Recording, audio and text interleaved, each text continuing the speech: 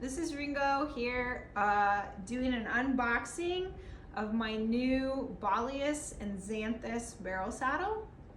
I ordered this saddle especially for Douglas, one of the new twice baked horses.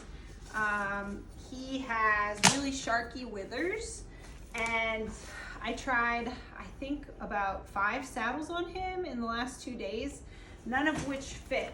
I kind of knew beforehand that I might have this issue with him, and so the good folks at Balius and Xanthus were able to custom make me a new lightweight saddle for him. So I'm really excited to see what it looks like. It just got here today. Whew. I'm gonna have to get some of this plastic off of here. So now we have the saddle out in the barn. I'm going to put it on Doug in a minute. B&X did a great job, as I said, making this saddle. I'm really pleased with it. I'd like to just point out that the rough out leather is really high quality. It feels like nice. And I just love like the little accents, like the scalloping on the seat. I really love the conchos, and I had never considered even having a saddle with buck stitch. I've never really been a fan of it, but I thought, I wonder what it would look like with black buck stitch, and I actually really like it now that it's here. I'm glad I got it. The one thing, I've now carried it from the house to the barn, which is maybe like 50 yards. It's not that far. But the one thing I will say is that it is heavier than I would prefer because I'm older. I have a bad back. I really love my Masters lightweight. But the thing is that they can only do so much with an actual wooden tree. This one I believe is wooden and wrapped in rawhide. And they can only do so much when they're using this real leather instead of the automotive leather that's used on some of the lightweight brands like Tactical or Josh Andrews or Masters or Seven Saddles, okay? So that being said, it's way lighter than like my Corriente, which is the lightest Corriente you can get because it's a stripped down barrel saddle. I would say it's comparable or maybe a little less than my Double J, which has the same kind of stripped down skirt and tree that allows it to be, you know, less heavy.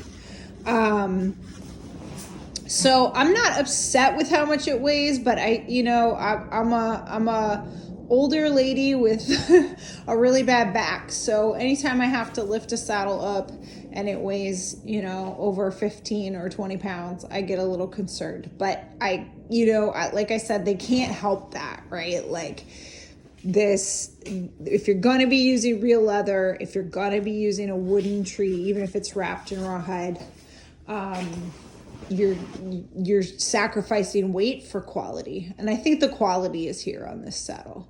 So let's get it up on Douglas and see how it looks. Okay, so this is Doug. Doug's been in the program here at Twice Baked for we bought him on election day, actually, either doom or delight depending on who you are.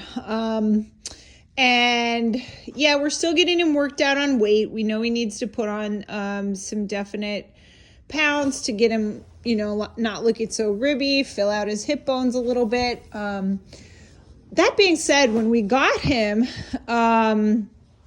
his top line was pretty flat, right? He does have a muscular back.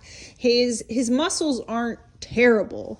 But Allison, my partner in Twice Baked, had him first, and she tried a ton of saddles on him and was like, no chance, friend. Like, the only one that she had that fit him was an old pro rider, when their standard tree used to be 6.5 and 42 degree bars, I think, and that fit him really well. So that's why I ordered the custom B&X because these shark withers, even if I do get his top line built up more, which I hope to, obviously, this is just never gonna fix. Like, there's no amount of top line that's ever gonna fix, you know, an inch and a half even maybe of just shark withers. So I want to show you first, before I try on the B&X and my new custom saddle, I want to show you what it looked like when I put a standard 7-inch gullet on this horse. All right, here we are with my trusty dusty. This is the saddle I use to work horses in. I've literally had this saddle since I was 6 years old. I don't race in this saddle anymore because obviously this is flat. Allison calls it my pancake because she's always making fun of me. I did try to race in this over the age of 40 and it didn't go well. But I just want to show like where this sits. And remember, you should always be trying saddles on without a pad. And how literally there is no way for me to get my finger underneath this pommel, because the pommel is literally resting on his shark withers, right? And this is just the complete wrong angle. So this was just a no-go, as was any saddle we tried with a 7-inch gullet. It just wasn't gonna work. But I love this saddle so much, and it fits almost every other horse I've ever had. So he's a conundrum, and I'm very sad that I won't ever get to work this horse in this saddle. But one more thing before we get started with the B&X saddle and testing whether it fits or not.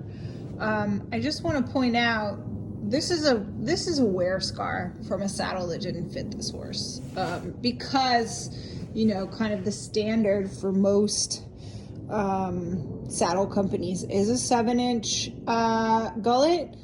Probably many people have tried to ride this horse in saddles that didn't fit, and he's been passed around a lot. He's the epitome of a twice-baked horse. Like, this little guy has been a rope horse, a bulldogging horse, a failed barrel horse, and I don't even know what else, because he's 8 years old and I have no idea, you know, how many owners he's had and what he's done. But in order to get a scar this bad, somebody, you know, probably rode him repeatedly with a saddle that didn't fit. So that's, you know, and he's a broken little guy who has a lot of trauma in his past, and it's going to take a long time, if ever, you know, to be able to rehab him for a new job.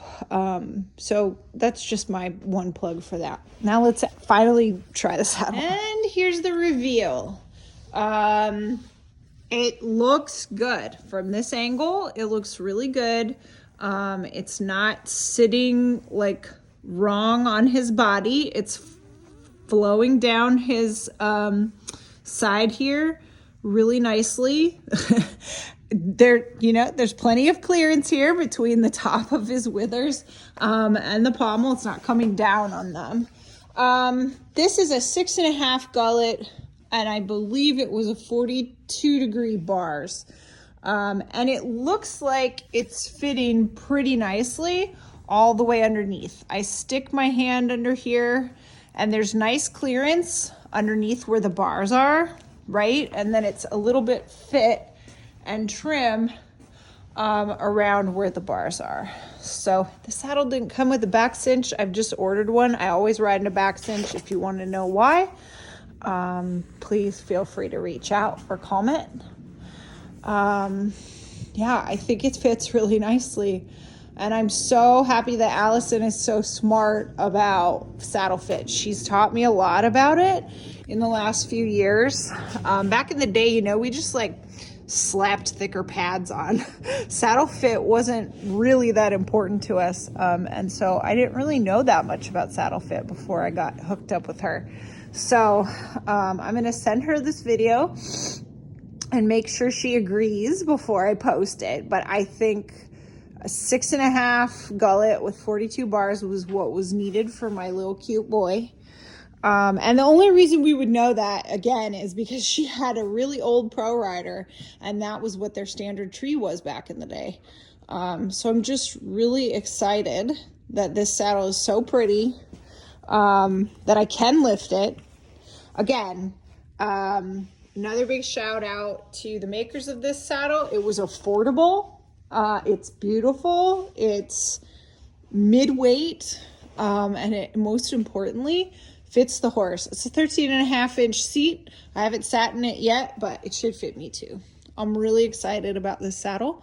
If you have any questions about the makers of this saddle, or any questions about saddle fit, please reach out to Twice Baked Barrel Horses. We're always here to help people in the industry, and people who are starting to get going on their barrel racing journey, or even people who are like me, you know, and came back to it after many years and learned they can't ride in their pancake saddle from 1986 anymore. So again, thanks for watching.